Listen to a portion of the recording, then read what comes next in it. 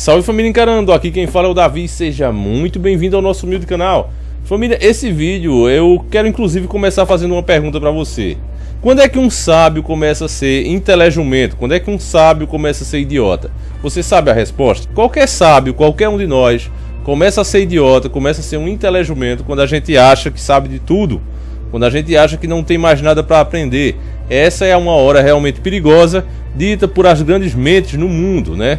Grandes filósofos, inclusive do passado. Quando a gente acha que sabe de tudo, essa é a hora que a gente não sabe mais de nada, desaprendeu o que aprendeu. Porque quanto mais se estuda, quanto mais se pesquisa, você vê que mais você vai precisar aprender e mais coisas que você não sabia. Você percebe que muitas coisas você não sabia. Então é bem por aí. Hoje, para fazer esse vídeo, eu vou precisar de uma velha amiga minha, que vocês podem ver que de fato é uma velha amiga e que é bem usada, ó. Tá vendo, família? Não tem como a gente, quando realmente usa, quando a gente lê, quando a gente medita sobre a palavra, não tem como ela ficar novinha, né, família? E essa é a minha primeira e única Bíblia. Então, hoje eu quero falar sobre uma história do Velho Testamento. Ela se encontra em Tobias e ela é uma história que mostra um erro dos cristãos. Alguns dos meus irmãos evangélicos, eles costumam abolir o Velho Testamento. Eles não gostam de ler. E muitas igrejas, né, principalmente o sistema religioso, eles preferem excluir de fato o Velho Testamento e só o usam na hora do dízimo, né, na hora de colher os frutos ou de mostrar autoridade para aqueles que falam em nome de Deus. Eles só usam o Velho Testamento para isso. As histórias em si, eles preferem pular, porque é conveniente para eles fazer assim. Mas algumas coisas precisam ser separadas aqui, família, pelo menos a minha opinião, tá certo, sobre esses assuntos. Como eu digo sempre, eu tenho a humildade de dizer isso. O que eu digo não é a verdade absoluta, é apenas como eu vejo os fatos. Se você concorda, ótimo. Se você não concorda, ótimo também. Ou eu quero até saber a sua opinião também, porque como eu disse, eu não me considero dono da verdade, nem acho que a minha opinião é melhor do que a dos outros. Então eu quero deixar isso bem claro. Eu vou falar para vocês a forma que eu entendo. O Velho Testamento, ele é criticado por alguns, principalmente os desengrejados. Eles até chegam ao cúmulo, né, de dizer que o Velho Testamento foi inspirado pelos demônios e tal, esse tipo de coisa, principalmente a parte de Moisés. É preciso aí, para mim, na minha humilde opinião, aí é um erro muito grave, família. É uma falta de entendimento e uma confusão que os meus nobres irmãos fazem. Por exemplo, as leis de Moisés que é falada, elas são leis que Moisés criou como um presidente faria, como os legisladores faziam. Quando aquele povo saiu do deserto, eles ficaram, vamos dizer assim, sem eira nem beira. Saíram de lá, de um país chamado Egito, vamos dizer assim, e ficaram sem lei, sem nada. Era um povo realmente de coração duro, como a Bíblia descreve.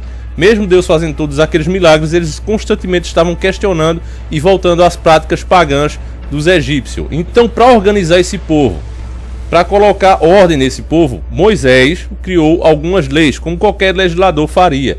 É diferente das leis universais, que são os 10 mandamentos. Esses não podem ser mudados e nunca vão mudar, família, porque é a essência de Deus. E você prestar atenção neles, qualquer dia a gente vai fazer uma análise de cada um deles e vocês vão ver que eles não foram feitos pelo um ego de Deus, pelo um Deus que é carente, vamos dizer assim, como alguns ateus falam. Não, Deus fez aqueles mandamentos para o nosso próprio bem.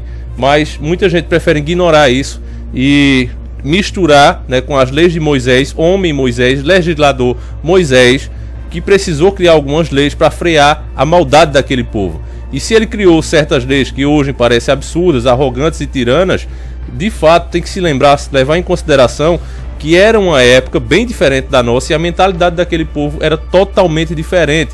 Então, se ele criou do jeito como ele criou, foi na boa intenção. É claro que com o passar do tempo foram vindo outros líderes no lugar dele, né? Quando Moisés inclusive faleceu, outras pessoas assumiram seu lugar. E essas outras pessoas acabaram, através do próprio sistema religioso, usando de fato aquelas leis para oprimir a população. E é por isso que Cristo criticava essas leis. Dizia que colocam tanto peso nas costas do povo, né? E nas deles mesmo, eles não seguiam o que falavam. Então, é bem por aí, irmãos, tá certo? E hoje, família, eu queria ler essa história que está em Tobias, do Velho Testamento, que ela é uma história muito interessante, porque ela quebra um pouco esse querer saber, principalmente por parte dos nossos irmãos evangélicos, né? Muitos se acham de fato donos da verdade. Não são todos, é claro, alguns têm a humildade, mas uma boa parte se sente realmente donos da verdade.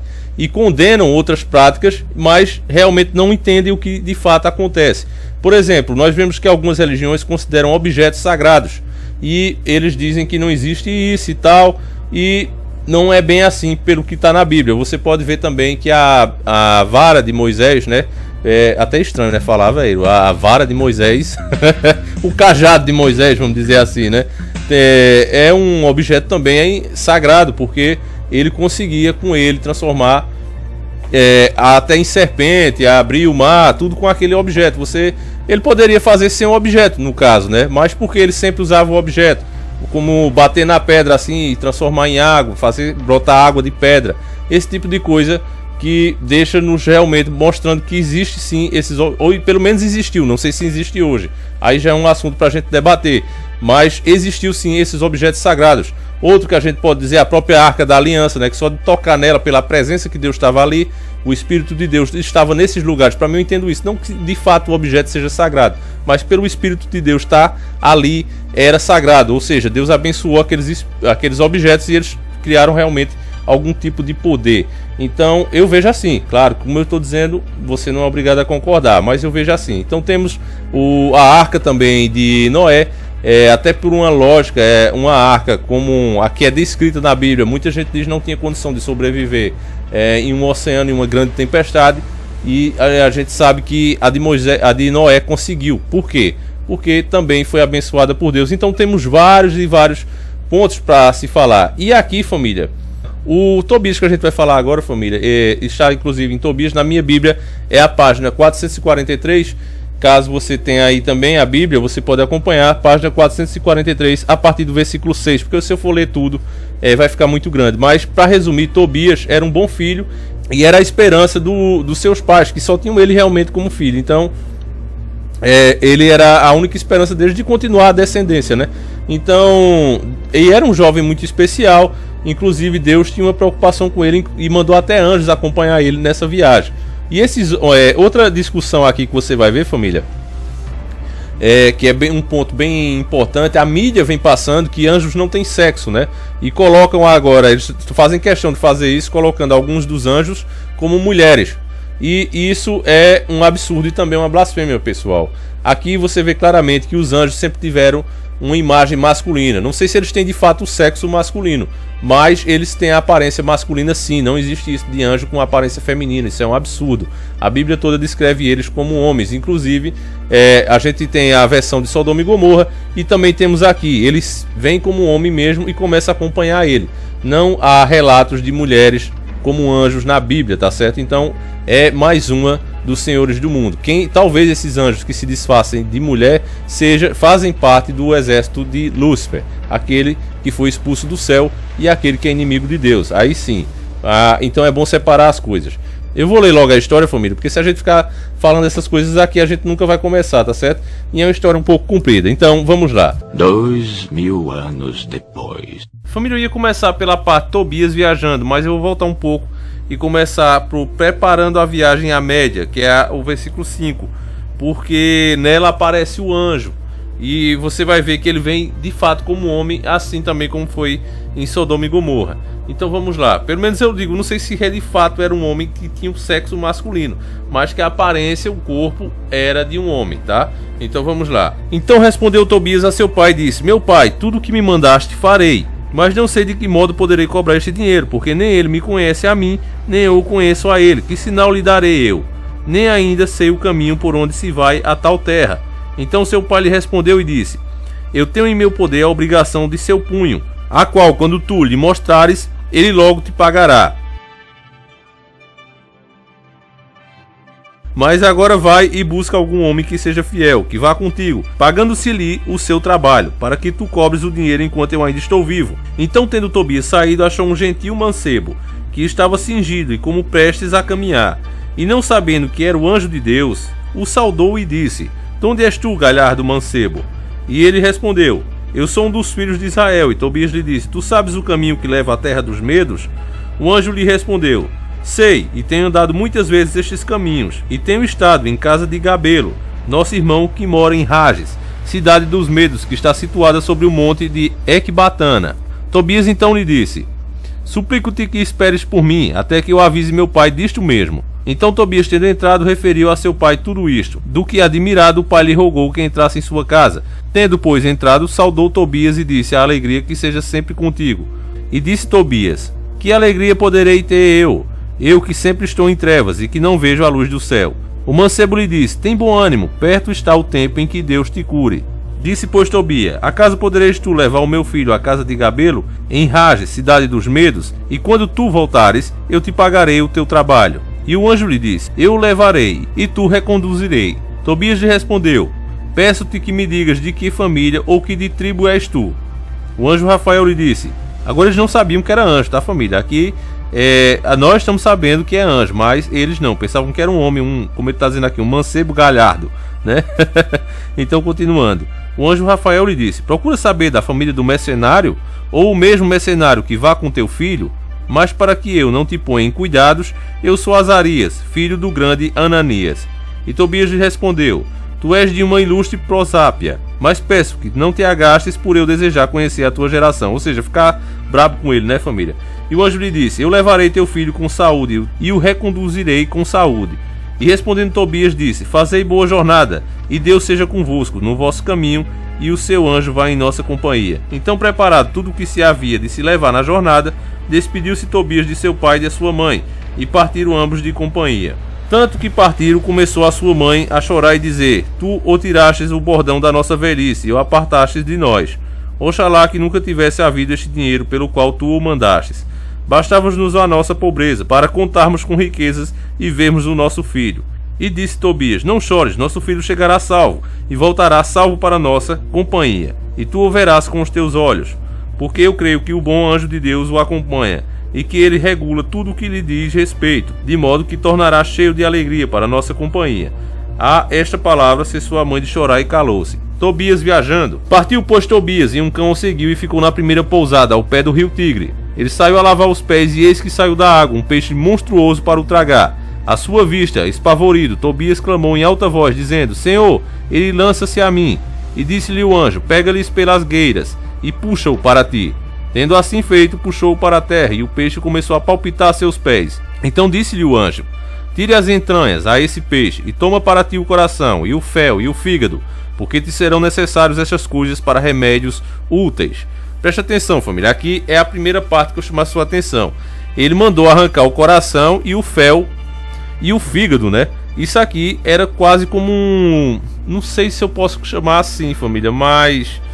é quase como uma magia mesmo, um tipo de magia branca. Não sei se é isso de fato, mas vocês vão ver isso mais pra frente. Eu vou continuar lendo. O que feito? Assou Tobias parte da sua carne e o levaram consigo para o caminho. Salgaram os mais que lhe bastasse, até chegarem a Rage, cidades dos Medos. Então perguntou Tobias ao anjo e disse-lhe: Irmão Azarias, suplico-te que me digas de que remédio servirão estas coisas que tu mandastes guardar do peixe. E o anjo respondendo-lhe, lhe disse... Ó, família, presta atenção nessa parte que é essencial, tá? Aqui, ó. E o anjo respondendo-lhe, disse: se tu puseres um pedacinho do seu coração sobre as brasas acesas, o seu fumor afugenta todas as caixas de demônios, tanto do homem como da mulher, de sorte que não tornam mais a chegar a eles. E o fel é bom para untar os olhos que têm algumas névoas, e sararão. E disse Tobias: onde queres que nós pousemos? E respondendo o anjo disse: aqui há um homem chamado Raguel, teu parente, da tua tribo, e ele tem uma filha por nome Sara, é Áfora. Ela não tem mais filho nem filha. Todos os seus bens te pertencem, e importa que tu a recebas por mulher. Pede-a, pois, ao seu pai, que ele te dará em casamento. Ou seja, família, aqui o homem, né, que ele pensava que era um homem, mas na verdade era um anjo, pediu que ele tomasse essa mulher, né, que era uma mulher boa, uma jovem, mas que tinha um problema com ela, vocês vão ver agora. Mas ele pediu que o Tobias tomasse ela como esposa. Aí veja a resposta de Tobias. Então Tobias respondeu e disse: eu sei que... Aí, família, aqui é uma parte um pouco engraçada, que é como assim, entendeu? Se o cara diz: ó, pega pra tu, aí o cara sabe quem é a pessoa e diz: não, velho, aí tu quer me queimar, né? E é mais ou menos isso, ó. Então Tobias lhe respondeu e disse: eu sei que ela já foi casada com 7 maridos e que morreram, e também sei que uns demônios matou. Temos, pois, não me suceda também o mesmo, e como sou filho único de meus pais, temo conduzir a sua velhice com tristeza até a sepultura. Então o anjo Rafael lhe disse: ouve-me, e te mostrarei quais são aqueles sobre quem o demônio tem poder. Preste atenção, família, que essa é uma parte realmente muito importante. Eu realmente tenho que pedir que você preste muita atenção. Estes são, pois, os que se casaram de maneira que lançam a Deus fora de si e do seu espírito, e se entregaram tanto ao seu deleite, como o cavalo e o macho, que não tem entendimento, então tem um demônio poder sobre eles. Aqui, família, ele explica que o demônio, nesse caso, tem poder sobre aquelas pessoas que vão com aquele desejo, né, sexual, e não vão, de fato, com aquele respeito que exige um casamento, aquele amor, né, aquele carinho. Então o anjo deixa bem claro que aqueles caras que vão com um desejo como um animal, né, como o macho e a fêmea, esses são os quais o demônio tem poder. Então é uma dica muito importante aqui também, né? E continuando, mas quando tu o tiveres recebido tendo entrado na câmara, viverás com ela em continência por 3 dias, e não cuidarás noutra coisa que não em fazeres orações com ela. E nessa mesma noite, queimando o fígado do peixe, se afugentará o demônio. E na segunda noite serás associado aos santos patriarcas, e na terceira noite conseguirá a benção, para que de vós nasçam filhos robustos. E passada a terceira noite, receberás esta donzela em temor do Senhor, levado mais do que desejo de teres filhos, do que por sensualidade, a fim de conseguires nos filhos a benção reservada à descendência de Abraão. Então, família, aqui é uma parte bem interessante mesmo, de fato, muito interessante, porque mostra que ele deve receber a mulher como esposa, mas não deve ir com aquele desejo sexual, entende? Ele deve ir com o desejo, de fato, de ter filhos, apenas com essa vontade, para que o demônio não tenha poder sobre ele. E eu acho realmente uma parte muito interessante, família. Como eu disse a você, a Bíblia ela é cheia de histórias como essa. Eu não sei se a gente tem tempo para continuar lendo aqui, família, mas realmente eu vou continuar mais uma parte aqui, mais um versículo, para ver se vocês conseguem entender melhor. Matrimônio de Tobias e Sara. Entraram, pois, em casa de Raguel, e Raguel os recebeu com alegria. E pondo Raguel os olhos em Tobias, disse para Ana, sua mulher: como este moço é parecido com meu primo. E proferindo isto, disse: de onde sois vós, nossos irmãos mancebos? E eles responderam: somos nós da tribo de Neftali, dos cativos de Ninive. E disse-lhe Raguel: vós conheceis o meu irmão Tobias? Responderam eles: conhecemos. E como dissestes muitos bens dele, o anjo disse a Raguel: Tobias, por quem perguntas, é o pai deste moço. E Raguel se lançou a ele e o beijou com lágrimas, e chorando sobre o seu pescoço, disse: abençoado seja meus filhos, porque és filhos de um homem de bem e virtuosíssimo. E Ana sua mulher e Sara sua filha derramaram lágrimas. E depois que falaram, mandou Raguel matar um carneiro e preparar um banquete, enquanto ele os rogava que se pusessem à mesa. Disse Tobias: eu não comerei nem beberei aqui hoje, menos que tu me não despaches a minha petição, e prometas dar-me Sara, tua filha. Ouvindo isto, Raguel se assustou, sabendo o que tinha acontecido aos 7 maridos que se tinham chegado a ela, e começou a temer não suceder também o mesmo a este, e como vacilasse e não desse resposta alguma à petição que lhe fazia. O anjo lhe disse: não temas dar tua filha a este moço, porque a este que é temente a Deus lhe é devida tua filha para esposa, e por isso nenhum outro a pode ter.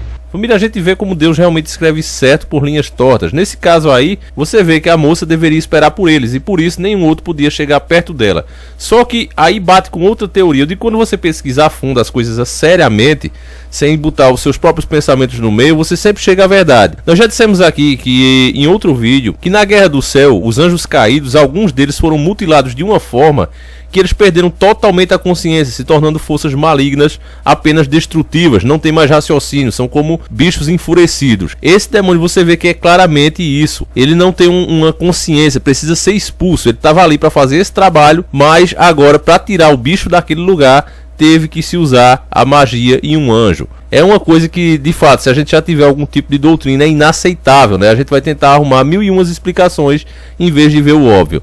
Mas enfim, vamos continuar. Então Raguel respondeu: não duvido que Deus aceitasse em sua presença as minhas orações e as minhas lágrimas, e creio que por isso ele permitiu que vós viestes a mim, para que esta filha se despusesse com uma da sua parentela, segundo a lei de Moisés. Assim não duvides que eu não haja de dar.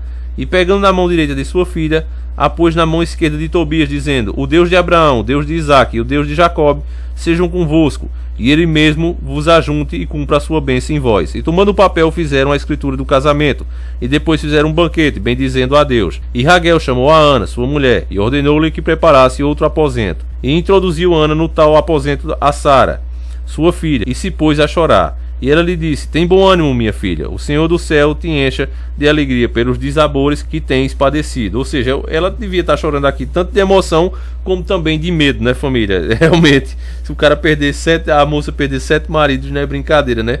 E com certeza o Tobias estava com medo também. E depois que... Aí Tobias exorta Sara. Eu vou ler mais uma parte, família. E depois de terem ceado, introduziram o moço onde ela estava.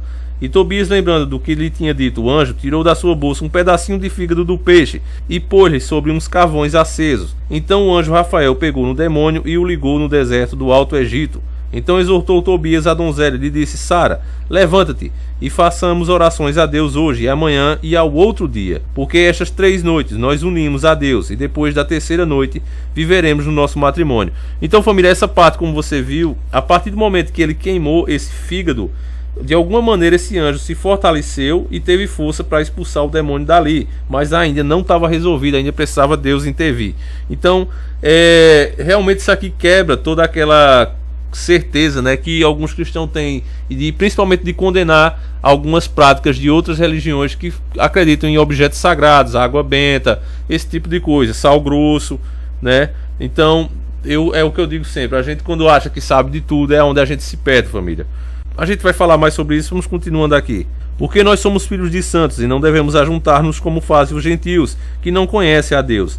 E levantando-se juntamente, oravam ambos juntos, com instância, que lhes fosse conservada a saúde. E Tobias disse: Senhor Deus de nossos pais, bendigai-vos o céu e a terra, o mar e as fontes e os rios, e todas as tuas criaturas que neles se encerram. Tu fizestes a Adão do limo da terra, e desse para socorro a Eva. E agora, Senhor, tu sabes que não é para satisfazer o meu apetite, que eu tomo a minha irmã por mulher, mas só por amor dos filhos pelos quais o teu nome seja bendito pelos séculos dos séculos. E Sara disse: Senhor, compadece-te de nós, e vivamos juntos até a velhice em perfeita saúde. E sucedeu que ao cantar do galo mandou Raguel fossem chamados os seus criados, e se foram com ele a abrir uma sepultura. Porque dizia: não suceda talvez a este o mesmo que aos outros 7 homens que estiveram com ela. Já mandaram até abrir a cova pro cara, família. Aí eu acho até... É fogo, né? Não era pra menos. E depois que tiveram preparado a cova voltada, Raguel e sua mulher disse-lhe: manda uma das tuas criadas ver se ele morreu, para o sepultar antes que amanheça. Ô família, aqui é engraçado porque você vê a fé que os caras botaram nele, né, velho? O anjo ainda falou, então é claro, o anjo falou como homem. Então eles não sabiam que realmente Deus estava com ele. Então, como já tinha morrido 7, né, o cara disse: ó, para não ter trabalho, abre logo a cova e vai logo olhar se ele morreu, porque a gente já enterra antes de amanhecer o dia, pro povo nem ver. É engraçado, né, família? Porque de fato mostra a realidade nessas histórias, né? Porque era o que uma pessoa faria, era o que qualquer pessoa faria no lugar deles. É uma coisa realmente inspirada por Deus, família. Você vê isso aqui. Então vamos continuando. Porque usaste conosco de tua misericórdia e lançaste para longe de nós o inimigo que nos perseguia. E 15. E ele mandou umas das suas criadas, e estas, tendo entrado na câmara, o achou são e salvos, dormindo ambos juntamente, né? Já tinham coisado, né, família? Tá ligado, né, família?